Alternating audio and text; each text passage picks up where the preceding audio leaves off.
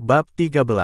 Desa kecil itu tidak luas, hanya memiliki satu jalan utama, dengan sekitar 3 hingga 40 rumah yang berjejer di kedua sisi jalan. Saat Alayan Zong dan Ula Zitao tiba di pintu masuk desa, mereka melihat seorang wanita muda berjongkok di tepi jalan, menatap ke arah mereka.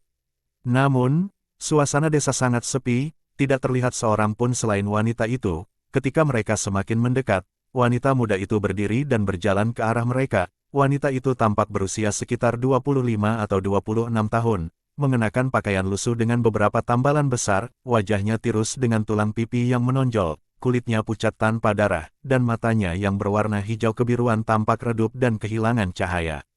Rambut kuning kecoklatannya kusut seperti halang, terlihat tidak terawat. Sebelum Mayan Zong sempat berbicara untuk menanyakan tempat menginap, wanita itu terlebih dahulu berkata dengan suara lemah, "Beri aku sedikit makanan." Nada bicaranya sangat lemah, hampir tidak bertenaga. Melihat keadaannya yang menyedihkan, Mayan Zong bertukar pandang dengan Ula Zitao. Ula Zitao mengangguk pelan, lalu mengambil segenggam daging serigala kering dari kantong kulit di punggungnya dan menyerahkannya kepada wanita itu. Sambil memberikan makanan, Ula Zitao bertanya, "Bibi berasal dari mana?" Wanita itu langsung mengambil daging kering itu. Begitu menyadari bahwa itu adalah daging, matanya yang tadinya suram langsung berbinar, meskipun hanya sesaat. Tanpa menjawab pertanyaan Ula Zitao, ia langsung memasukkan sepotong daging ke dalam mulutnya dan mulai mengunyah dengan lahap. Melihat betapa laparnya wanita itu, Alayan Zong menasihatinya, "Makanlah pelan-pelan, jangan sampai tersedak." Wanita itu menelan sepotong daging, lalu terengah-engah beberapa kali sebelum akhirnya menjawab, "Aku dari desa ini." Ia menunjuk ke rumah reyot di belakangnya dan berkata, "Ini rumahku." Mayan Zong dan Ula Zitao merasa terkejut. Mayan Zong pun bertanya, "Jika ini rumahmu, mengapa kamu meminta makanan?" Mungkin karena terlalu buru makan, wanita itu tersedak sedikit, lalu menelan ludah beberapa kali sebelum menjawab dengan sedih, "Suamiku sudah meninggal. Tidak ada makanan lagi di rumah, kami sudah 2 hari tidak makan. Aku masih punya 2 anak, mereka sudah hampir tidak bernyawa." Mendengar hal ini, Alayan Zong semakin terkejut. Dengan cepat ia berkata, "Bolehkah kami melihat keadaan mereka? Mungkin anak-anakmu masih bisa diselamatkan." Ula Zitao mengangguk setuju, mata wanita itu langsung dipenuhi air mata. Dengan suara gemetar, ia berkata dengan terharu, "Tuan, kalian adalah penyelamat kami. Terima kasih banyak." Sambil menangis, ia segera berbalik dan mengajak mereka masuk ke halaman rumahnya. Gerbang rumah itu hanya berupa pagar kayu tua yang sudah rusak di dalam halaman. Hampir tidak ada apapun selain 2 alat pertanian usang, sebuah sapu jerami dan sekop besi tua. Kondisi rumahnya lebih parah lagi. Pintu dan jendelanya rusak, angin masuk dari segala arah. Bagian dalam rumah tidak jauh berbeda dengan bagian luar, 2 gubuk jerami sederhana, kosong melompong, tanpa perabotan sedikit pun. Di atas tempat tidur tanah, berbaring sejajar dengan kepala menghadap keluar, ada 2 anak, seorang laki-laki dan seorang perempuan. Keduanya tampak berusia sekitar 6 atau 7 tahun. Mereka terlihat seperti sepasang kembar, tubuh mereka sangat kurus hingga hanya tersisa kulit dan tulang. Mata mereka yang sudah dalam tertanam di rongga mata kini tampak semakin cekung. Mata mereka memang besar, tetapi sama sekali tidak bersinar, sudah kehilangan cahaya kehidupan. Saat melihat ada orang yang datang, kedua anak itu hanya menoleh sedikit, namun tidak menunjukkan reaksi apapun. Wanita muda itu mengambil daging serigala kering di tangannya, lalu meletakkan sepotong di mulut masing-masing anaknya. Namun, anak-anak itu hanya mengunyahnya perlahan, tanpa menunjukkan ekspresi kelaparan yang luar biasa seperti yang diharapkan. Alayan Zong meletakkan barang bawaannya di luar rumah, lalu masuk ke dalam untuk melihat kondisi mereka lebih dekat. Ia juga meraba nadi kedua anak itu untuk memastikan keadaan mereka. Setelah beberapa saat, ia bertanya kepada wanita muda itu, "Kamu bilang mereka baru 2 hari tidak makan." Wanita itu tertegun sejenak, menghentikan kunyahannya, lalu berkata, 2 hari yang lalu mereka makan sedikit nasi goreng. Sebelumnya, itu pun sudah 3 hari sejak terakhir kali mereka makan ikan asin. Alayan Zong akhirnya memastikan bahwa anak-anak ini bukan sekadar kelaparan biasa. Mereka mengalami malnutrisi parah akibat kekurangan makanan dalam jangka waktu yang lama, menyebabkan tubuh mereka semakin melemah. Jika tidak segera mendapatkan asupan makanan yang cukup, mereka tidak akan bisa bertahan hidup. Saat ini, bahkan untuk berdiri pun mereka tidak bisa, ia melirik wanita muda itu yang masih terus mengunyah daging kering. Meski tubuhnya kurus, namun kondisinya tidak separah anak-anak itu, yang sudah berada di ambang kematian. Dalam waktu singkat, wanita itu sudah menghabiskan segenggam daging kering yang diberikan sebelumnya, sementara anak-anaknya hanya mengunyah 2 atau 3 potong kecil. Kemudian wanita itu menatap Alayan Zong dan berkata lagi, "Berikan sedikit lagi. Anak-anak masih ingin makan." Melihat kondisi anak-anak yang lemah karena kelaparan, Alayan Zong berpikir bahwa meskipun ia memberikan lebih banyak daging kering, itu tidak akan cukup untuk menyelamatkan mereka jika tidak ada sumber makanan yang lebih berkelanjutan. Ula Zitao kemudian mengeluarkan semua daging kering dari kantongnya dan memberikannya kepada wanita itu. Namun, yang mengejutkan, wanita itu mulai memakan daging tersebut sendiri lebih dulu, hanya menyisihkan 2 potong kecil untuk dimasukkan ke dalam mulut anak-anaknya. Anak-anak itu tetap diam, tidak menangis atau meminta lebih banyak makanan. Mereka hanya terus mengunyah pelan-pelan, tanpa kelelahan. Alayan Zong menyadari bahwa situasi ini lebih serius dari yang ia duga. Ia harus mencari solusi untuk memastikan anak-anak ini bisa bertahan hidup. Ia lalu bertanya kepada wanita itu, "Apa makanan pokok yang biasa kalian makan di sini?" Wanita itu menjawab dengan suara samar, "Ikan asin dan nasi. Di sini ada nelayan yang menangkap ikan. Dulu suamiku bekerja membantu mereka, setiap hari mendapatkan beberapa ekor ikan sebagai upah. Terkadang, ada pedagang yang lewat dan kami menukarkan ikan dengan beras." Alayan Zong pun mengerti. Desa ini adalah desa nelayan, di mana penduduknya mengandalkan hasil laut sebagai sumber utama makanan dan perdagangan untuk mendapatkan kebutuhan lain. Alayan Zong awalnya bermaksud untuk mencari tempat bermalam di desa ini, tetapi rumah wanita tadi jelas tidak memiliki tempat yang layak untuk mereka tinggali. Anak-anaknya tidak menderita penyakit lain selain kelaparan. Karena mereka sudah meninggalkan sebagian daging kering, Alayan Zong memutuskan untuk mencari rumah lain yang bisa memberikan mereka tumpangan. Saat mereka berpamitan untuk pergi, wanita muda itu tiba-tiba menarik lengan Alayan Zong. "Berikan sedikit lagi." Melihat air mata yang mulai menggenang di matanya, Alayan Zong hampir saja membuka kantong kainnya untuk mengambil daging kering lagi. Namun, ia melihat Ula Zitao menggelengkan kepala dengan tegas. Alayan Zong langsung mengerti maksudnya. Menolong mereka dalam keadaan darurat boleh saja, tetapi memberi terlalu banyak juga tidak akan menyelesaikan masalah mereka. Bahkan jika mereka memberikan semua persediaan daging kering, itu tetap tidak akan cukup untuk menyelamatkan anak-anaknya dalam jangka panjang. Sementara itu, mereka berdua justru bisa jatuh ke dalam kesulitan, meskipun hatinya terasa pedih. Namun Alayan Zong tetap menguatkan hati, mengangkat barang bawaannya, lalu berjalan keluar dari rumah itu tanpa menoleh ke belakang. Wanita muda itu masih menggenggam segenggam daging kering di tangannya dan dengan tergesa-gesa mengikuti mereka sambil terus memohon, "Tolong berikan sedikit lagi." Meskipun hati mereka terasa berat, namun Alayan Zong dan Ula Zitao tetap berjalan tanpa berhenti. Mereka tahu bahwa mereka tidak bisa memberikan lebih banyak lagi. Setelah berjalan agak jauh, Ula Zitao berkata, "Wanita itu sangat rakus. Jika dia melihat berapa banyak daging kering yang masih kita miliki, dia pasti akan meminta lebih banyak lagi." Mayan Zong hanya mengangguk tanpa menjawab. Jalan desa masih tampak sepi. Mayan Zong mencoba mengetuk pintu di 2 rumah lain, tetapi tidak ada yang menjawab. Beberapa rumah setelah tempat wanita muda tadi, mereka melihat sebuah rumah yang sedikit lebih besar dibandingkan dengan rumah lain di sekitarnya. Alayan Zong mendekat dan mengetuk pintu. Tak lama kemudian, seorang lelaki tua berusia sekitar 60 tahun membuka pintu sedikit, hanya cukup untuk mengintip keluar. "Ada keperluan apa kalian berdua?" tanya lelaki tua itu dengan nada hati-hati. Alayan Zong segera memberi hormat dan menjawab dengan sopan, "Kami berdua hanya lewat dan ingin meminta izin untuk bermalam di rumah ini." Mendengar itu, ekspresi lelaki tua itu berubah sedikit.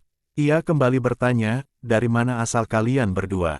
Alayan Zong menjawab dengan jujur, "Kami datang dari kota pelabuhan Ania." Begitu mendengar itu, lelaki tua itu langsung panik dan buru-buru berkata, "Tidak bisa. Tidak bisa." Sambil bersiap menutup pintu, Alayan Zong dengan cepat maju selangkah dan menahan pintu dengan satu tangan. "Kenapa tidak bisa?" tanyanya dengan nada serius. Lelaki tua itu tampak semakin cemas, tetapi jawabannya tidak langsung menjawab pertanyaan mereka. 100 meter ke depan ada sebuah penginapan. "Kalian bisa bermalam di sana." Setelah mengatakan itu, ia segera menutup pintu dengan paksa dan memasang kunci dari dalam. Mayan Zong dan Ula Zitao saling menatap dengan keheranan. Ula Zitao menggelengkan kepalanya dan bergumam, orang tua yang aneh. Namun, setelah berpikir sejenak, Alayan Zong berkata, mungkin karena dia mendengar kita berasal dari kota pelabuhan Anja, makanya dia langsung merasa ketakutan. Ula Zitao terdiam dan memikirkan kata-kata itu.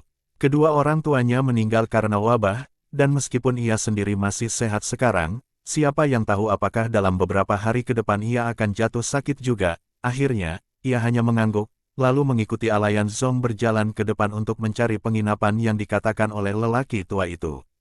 Bab 14. Alayan Zong dan Ula Zitao berjalan sekitar 100 meter ke arah selatan, hampir keluar dari desa nelayan. Di sisi barat jalan, mereka melihat sebuah rumah dengan bendera arak tergantung di depan pintunya. Tampaknya itu adalah penginapan. Penginapan ini memiliki tembok yang tinggi, serta pintu gerbang yang luas. Sepertinya memang dirancang agar kereta kuda bisa keluar masuk dengan mudah. Melihat pintu gerbang terbuka, mereka pun langsung melangkah masuk ke dalam halaman. Halaman penginapan ini cukup luas. Di sisi selatan ada sebuah kereta kuda yang terparkir. Meski tidak terlihat kudanya, bangunan ini berbentuk 4 persegi panjang dengan ruangan yang mengelilingi halaman dari 4 arah, timur, selatan, barat, dan utara. Di bagian tengah bangunan barat, terdapat pintu gerbang berbentuk melengkung, menunjukkan bahwa di dalamnya mungkin masih ada halaman lain. Saat itu, seorang lelaki tua keluar dari salah satu ruangan di dekat pintu lengkung. Ia berusia sekitar 60 tahun, mengenakan jubah panjang berwarna biru, dengan rambut putih pendek dan janggut pendek. Mata birunya tampak sedikit keruh, mungkin karena usianya yang sudah lanjut. Begitu melihat dua orang tamu masuk, lelaki tua itu segera menghampiri dan bertanya, kalian berdua hendak menginap? Alayan Zong segera melangkah maju dan menjawab, benar, kami berharap kakek bisa memberi kami tempat untuk bermalam. Lelaki tua itu kembali bertanya, kalian berdua berasal dari mana? Mendengar pertanyaan ini, Alayan Zong langsung teringat kejadian sebelumnya saat mereka mencoba menginap di rumah penduduk desa. Lelaki tua di sana terlihat sangat ketakutan, khawatir akan tertular wabah, sehingga menolak mereka masuk. Karena itu, Alayan Zong ragu dan tidak tahu bagaimana menjawabnya. Namun, Ula Zitao segera menyela dengan cepat, kami berasal dari desa di utara. Kami sedang menuju ke barat untuk mencari sanak saudara. Kami hanya singgah di sini 1 malam dan akan segera melanjutkan perjalanan besok. Alayan Zong segera mengangguk dan membenarkan perkataan Ula Zitao. Mendengar penjelasan itu, lelaki tua mengangguk-angguk, lalu menatap mereka berdua dari atas ke bawah, sebelum akhirnya berkata, baik. Apakah kalian ingin memesan 1 kamar atau 2 kamar? 2 kamar, 1 kamar. Alayan Zong dan Ula Zitao menjawab bersamaan, tetapi jawaban mereka bertentangan. Setelah mengatakan, 1 kamar, wajah Ula Zitao langsung memerah. Melihat keduanya memiliki pendapat yang berbeda, lelaki tua itu tersenyum dan berkata, kalian pasti kakak beradik. Saat ini tidak banyak tamu di penginapan ini, masih banyak kamar kosong. Jika memesan 2 kamar, kalian akan lebih nyaman. Hanya saja biayanya akan sedikit lebih mahal. Alayan Zong melirik Ula Zitao, lalu tersenyum canggung kepada lelaki tua itu dan berkata, baiklah, kami pesan 2 kamar. Terima kasih atas bantuannya, Paman. Lelaki tua itu lalu mengantar mereka masuk untuk mencatat data penginapan. Saat itu, seorang pria bertubuh pendek, berusia sekitar 30 tahun, kebetulan lewat di depan pintu, lalu melirik ke dalam ruangan, lalu masuk ke salah satu kamar di sisi utara. Saat Alayan Zong sedang berbincang dengan lelaki tua itu, Ula Zitao melihat pria tersebut. Wajahnya tampak licik dan mencurigakan, dengan tatapan yang tidak dapat dipercaya. Setelah pendaftaran selesai, lelaki tua itu mengantar mereka ke kamar di sisi utara halaman. Kebetulan kamar mereka berdua bersebelahan dengan kamar pria yang baru saja masuk. Alayan Zong meletakkan barang-barangnya di lantai kamar. Ia melihat ada 2 ranjang kecil di dalamnya, lengkap dengan selimut, serta beberapa perlengkapan lain seperti handuk dan teko teh. Setelah memeriksa kamar yang lain, Ula Zitao kembali ke kamar Alayan Zong dan duduk di tepi ranjang, lalu menatapnya dengan sedikit kesal, tidak perlu memesan 2 kamar. Alayan Zong ikut duduk di sampingnya, merasa sedikit canggung, lalu berkata dengan suara agak terbata-bata, lebih baik pesan 2 kamar, supaya lebih nyaman. Mendengar itu, Ula Zitao menunduk dan tidak berkata apa-apa. Alayan Zong menggaruk rambut hitamnya yang kusut, lalu beralasan, kita sudah bau sekali. Dengan kamar terpisah, kita bisa membersihkan diri masing-masing. Saat berbicara, wajahnya yang putih mulai memerah. Ula Zitao menatapnya sekilas, lalu ikut merasa malu dan menjawab lirih. Ia juga, sejak meninggalkan benteng pesisir Anya, mereka telah menempuh perjalanan yang melelahkan. Bahkan setelah beberapa hari tinggal di gua, mereka hanya sempat mencuci wajah dengan air dari mata air, tanpa pernah benar-benar mandi. Mereka berdua sangat sadar bahwa tubuh mereka sudah kotor dan bau. Alai Yanzong kemudian berkata, sebaiknya kita makan dulu, lalu gunakan sisa waktu sebelum gelap untuk membersihkan diri. Setelah itu, kita bisa istirahat lebih awal, supaya besok pagi bisa melanjutkan perjalanan. Ula Zito tidak membantah lagi dan mengangguk setuju. Kemudian ia membuka kantung kain untuk mengambil beberapa potong daging kering. Alai Yanzong berkata, aku akan meminta air dari pemilik penginapan. Sejak meninggalkan gua, mereka hanya sempat minum air dari mata air pegunungan. Setelah melewati tanah beralkali, mereka sama sekali tidak menemukan sumber air. Bahkan ketika singgah di rumah wanita muda tadi, mereka belum sempat minum. Sekarang, mereka benar-benar merasa haus. Alai Yanzong mendekati meja resepsionis dan meminta air kepada lelaki tua itu. Lelaki tua itu menjawab, harap tuan tamu bersabar sebentar. Kami hanya memiliki satu pelayan, dia sedang memasak dan merebus air di halaman belakang. Aku ingin bertanya terlebih dahulu, apakah tuan akan bersantap di penginapan kami? Alai Yanzong segera menjawab, tidak perlu, kami membawa bekal sendiri, hanya butuh air panas saja. Namun, setelah makan, kami berencana mandi, jadi mohon bantuan untuk menyiapkan air panas. Lelaki tua itu mengangguk, tentu. Silakan tuan kembali ke kamar dan tunggu sebentar, nanti pelayan akan mengantarkan airnya. Alai Yanzong berkata, tak perlu terburu-buru. Setelah berpikir sejenak, ia bertanya lagi, tadi Anda menyebutkan bahwa tamu jarang datang. Apakah biasanya penginapan ini tidak ramai? Lelaki tua itu menutup buku catatan di meja dan menghela napas. Biasanya banyak pedagang yang datang ke sini untuk berdagang barang, penginapan ini sering penuh. Namun, sejak wabah menyebar, bukan hanya para pedagang yang berkurang, bahkan penduduk desa pun banyak yang pergi meninggalkan tempat ini. Alai Yanzong terkejut, oh, desa nelayan ini jauh dari kota, apakah wabah juga menyebar ke sini? Lelaki tua itu menggelengkan kepala dan kembali menghela napas. Awalnya desa ini tenang dan damai. Namun, sebulan yang lalu, banyak penduduk dari kota pesisir melarikan diri ke sini. Bukan hanya penginapan ini yang penuh, banyak penduduk desa yang menampung mereka juga. Alai Yanzong memahami, saat wabah merebak, pasti ada orang yang melarikan diri dari kota pesisir. Pada awalnya jumlahnya mungkin sedikit, tetapi kemudian semakin banyak yang datang. Ia kembali bertanya, saat para pendatang itu menginap, apakah tidak terlihat ada yang sakit? Lelaki tua itu menjawab, tidak ada yang tampak sakit parah. Hanya ada beberapa yang napasnya berat dan tampak lemah, tetapi semua orang mengira itu akibat kelelahan dan kelaparan, jadi tidak terlalu diperhatikan. Mendengar penjelasan itu, Alai Yanzong segera menyadari bahwa gejala awal wabah memang seperti itu. Lelaki tua itu melanjutkan, setelah mereka pergi, dalam waktu kurang dari setengah bulan, orang di desa mulai meninggal. Awalnya hanya orang tua dan yang lemah, kami mengira itu kematian wajar. Tapi kemudian, orang-orang muda dan sehat pun mulai meninggal, bahkan ada keluarga yang semuanya anggota keluarganya meninggal. Saat itulah kami menyadari bahwa itu adalah wabah. Mendengar hal ini, Alai Yanzong merasa pilu, lalu menghela napas dan bertanya, apakah ada tabib di desa ini? Lelaki tua itu menjawab, awalnya ada satu keluarga tabib. Penduduk desa berbondong-bondong meminta obat, tetapi meskipun sudah minum obat, mereka tetap tidak membaik dan akhirnya tetap meninggal juga. Akhirnya, tabib itu juga jatuh sakit dan meninggal. Seluruh keluarganya, 5 orang dari 3 generasi, meninggal satu persatu. Hati Alavan Zong semakin tersayat. Desa nelayan ini mengalami penderitaan yang tak kalah mengerikan dibanding kota pesisir, lah mengingat gurunya, yang juga jatuh sakit karena berusaha menyembuhkan pasien. Kisah keluarga tabib desa ini membuatnya semakin bersimpati. Lelaki tua itu menggelengkan kepala lagi dan berkata, penduduk desa ketakutan dan banyak yang melarikan diri. Sekarang, 9 dari 10 rumah kosong, hanya tersisa sedikit orang. Bahkan anak dan menantuku pun telah pergi bersama cucu mereka untuk mengungsi. Aku sudah tua, tidak kuat berjalan jauh, dan tidak takut mati, jadi aku memilih untuk tetap tinggal, bukan demi uang, hanya untuk menyediakan tempat bagi para pelancong yang membutuhkan penginapan. Alai Yanzong berpikir sejenak, lalu bertanya, di mana bisa menemukan obat-obatan. Jika bisa merebus ramuan obat, setidaknya kita bisa mencegah penyakit ini. Lelaki tua itu mengangguk dan menjawab, hanya rumah tabib yang memilikinya. Tapi aku tidak tahu apakah persediaan mereka masih ada atau tidak. Sekarang rumah itu sudah kosong, tidak ada yang berani mendekatinya. Alayanzong segera bertanya, di mana rumah tabib itu? Aku akan pergi mengambil obat-obatan untuk meracik ramuan. Setelah ramuan siap, Anda bisa meminumnya, dan para tamu di sini juga bisa mendapat manfaatnya.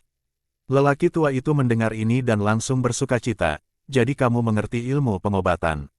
Aku tahu sedikit, itu luar biasa. Bab 15. Alayanzong bertanya kepada lelaki tua itu mengenai lokasi rumah tabib, dan begitu mendapat jawaban, ia bersiap untuk pergi. Namun, sebelum sempat melangkah keluar, tiba-tiba seorang pria masuk ke dalam ruangan. Begitu masuk, pria itu langsung bertanya dengan suara lantang, apakah makan malam sudah siap? Alayanzong menoleh ke arah suara tersebut dan melihat seorang pria berusia sekitar 40 tahun. Wajahnya penuh dengan janggut lebat, ia mengenakan jubah abu yang longgar, dengan sabuk kulit melilit pinggangnya. Tubuhnya tinggi besar dan kekar, Alayanzong merasa wajah pria itu agak familiar dan hendak menyapanya. Tetapi lelaki tua di belakang meja menjawab lebih dulu, sebentar lagi, sebentar lagi. Saat itu juga, terdengar suara keras dari halaman belakang, makan malam sudah siap. Para tamu, silakan ke halaman belakang untuk bersantap. Ternyata, pelayan penginapan sedang memanggil para tamu untuk makan malam. Pria tinggi besar itu melirik Alayanzong sekilas, tetapi tidak mengucapkan sepatah kata pun. Kemudian dia berbalik dan masuk ke kamar tempat pria pendek sebelumnya menghilang. Melihat Alayanzong masih berniat pergi, lelaki tua itu langsung berkata, hari masih terang, dan air panas seharusnya sudah tersedia. Akan lebih baik jika Tuan menikmati makan malam terlebih dahulu sebelum pergi mencari obat-obatan. Alayanzong berpikir sejenak dan menyadari bahwa saran itu memang masuk akal. Selain itu, Ula Zito sedang menyiapkan makan malam di kamar. Ia tidak ingin membuatnya menunggu terlalu lama. Baiklah, aku akan menunggu di kamar dulu, katanya sambil memberi salam hormat kepada lelaki tua itu sebelum kembali ke kamarnya. Mungkin karena Ula Zito sudah benar-benar lapar, ia sudah mulai memakan daging kering sendirian tanpa menunggu air datang. Saat melihat Alayanzong kembali dengan tangan kosong, ia pun bertanya dengan heran, airnya mana? Nanti pelayan penginapan akan mengantarkannya, jawab Alayanzong. Ia tidak langsung makan, melainkan duduk di tepi tempat tidur dan menatap Ula Zito yang sedang mengunyah daging kering dengan perlahan. Setelah makan, aku akan pergi ke desa untuk mencari tanaman obat. Aku ingin merebus ramuan obat agar semua orang di penginapan bisa meminumnya, bagi yang sakit, bisa untuk pengobatan, dan bagi yang sehat, bisa sebagai pencegahan. Ula Zito terkejut sejenak. Kenapa kamu melakukan ini? Alayanzong tersenyum. Agar kita juga bisa menghindari tertular wabah. Ula Zito berpikir sejenak, lalu mengangguk. Benar juga, tapi bukankah kita masih memiliki tanaman obat? Alayanzong menjawab, memang masih ada, tapi jumlahnya terlalu sedikit. Lebih baik kita simpan untuk diri kita sendiri. Di tengah percakapan mereka, terdengar suara ketukan di pintu. Pelayan penginapan datang membawakan air panas. Alayanzong menerima teko tembaga berisi air panas, lalu berkata, bisa minta tolong, nanti siapkan lebih banyak air panas. Kami ingin mandi. Pelayan itu segera mengangguk. Tentu saja, air sudah direbus, kapan saja kalian butuh, beritahu saja kami. Alayanzong mengucapkan terima kasih, dan pelayan itu pun pergi. Ia menuangkan 2 cangkir air panas ke dalam mangkuk di meja, lalu mulai makan daging kering bersama Ula Zito. Setelah selesai makan, mereka pergi ke halaman belakang untuk mengambil air panas. Alayanzong berencana pergi mencari tanaman obat selagi Ula Zito mandi, agar saat ia kembali, giliran dirinya mandi. Saat mereka sampai di halaman belakang, mereka melewati sebuah aula besar. Di dalamnya terdapat 7 atau 8 meja bundar, tetapi hanya 2 meja yang terisi tamu yang sedang makan. Di salah satu meja duduk 2 pria, yang satu gemuk dan yang satu kurus. Pria gemuk itu adalah orang yang Alayanzong lihat sebelumnya di rumah lelaki tua tadi. Sementara pria kurus, ia tampak seperti orang yang licik dan berwajah mencurigakan, yang sebelumnya menarik perhatian Ula Zito. Di meja lainnya, ada sepasang pria dan wanita. Saat melihat mereka, Alayanzong langsung mengenali mereka. Wanita itu adalah pemilik toko peti mati, dan pria yang bersamanya adalah pekerja bertubuh kekar yang pernah menemaninya dalam perjalanan pelarian. Saat pertama kali melihat pria gemuk tadi, Alayanzong merasa wajahnya terasa familiar, tetapi tidak bisa mengingat siapa dia.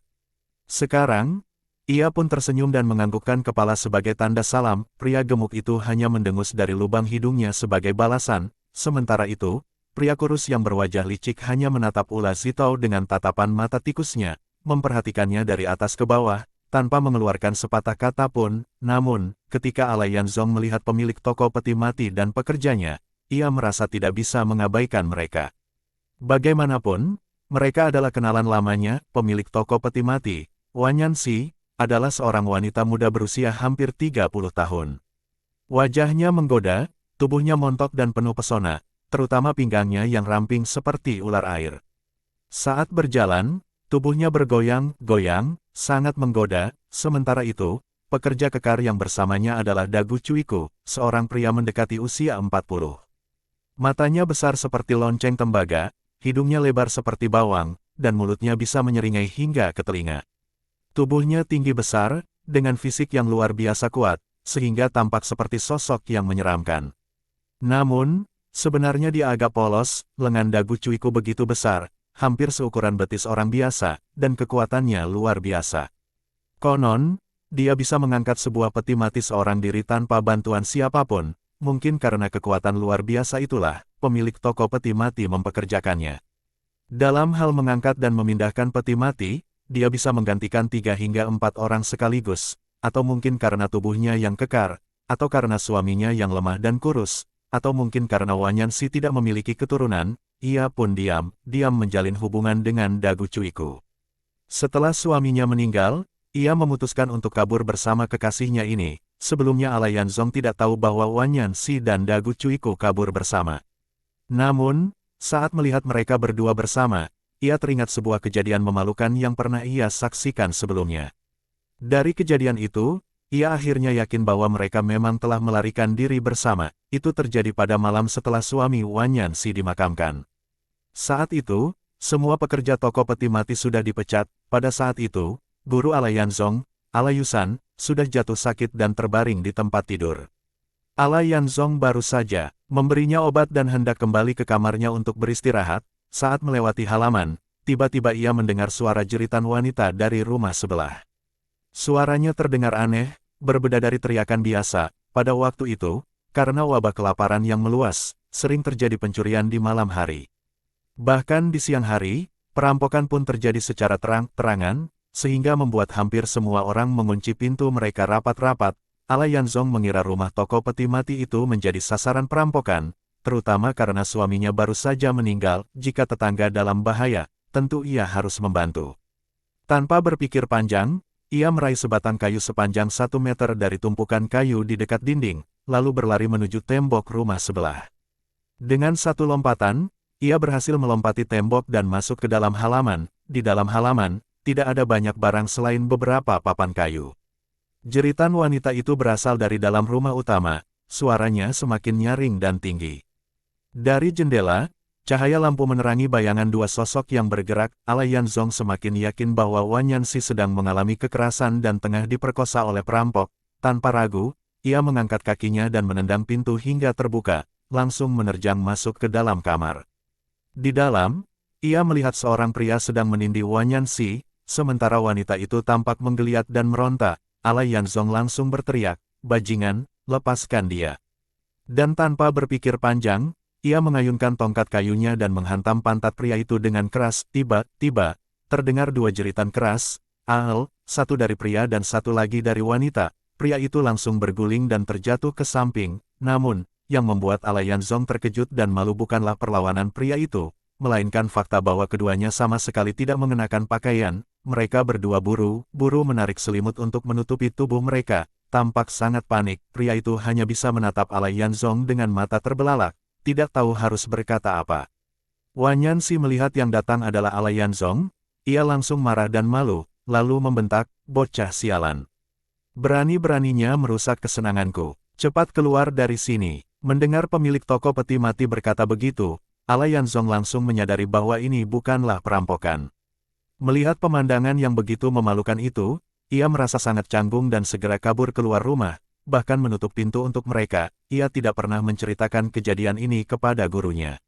Saat itu, gurunya sedang sakit parah dan sering kehilangan kesadaran, sehingga tidak punya tenaga atau perhatian untuk mendengar cerita semacam itu. Alayanzong juga tidak pernah membicarakannya kepada siapapun, merasa bahwa hal tersebut terlalu memalukan. Hari ini, saat melihat mereka berdua di penginapan, ia masih merasa sedikit canggung.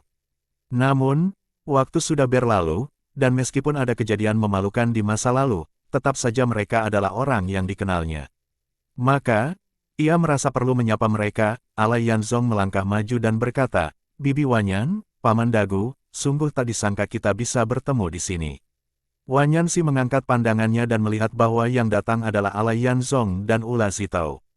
Otot-otot wajahnya berkedut beberapa kali sebelum menjawab, "Ah, haha, keponakan. Ternyata kalian, kebetulan sekali, kebetulan sekali." Sementara itu, Dagu Cuiku menatap Alayanzong dengan matanya yang besar, tetapi tidak mengatakan sepatah kata pun. Secara refleks, tangannya bergerak menutupi pantatnya, seolah-olah masih merasakan sakit dari pukulan yang diterimanya malam itu.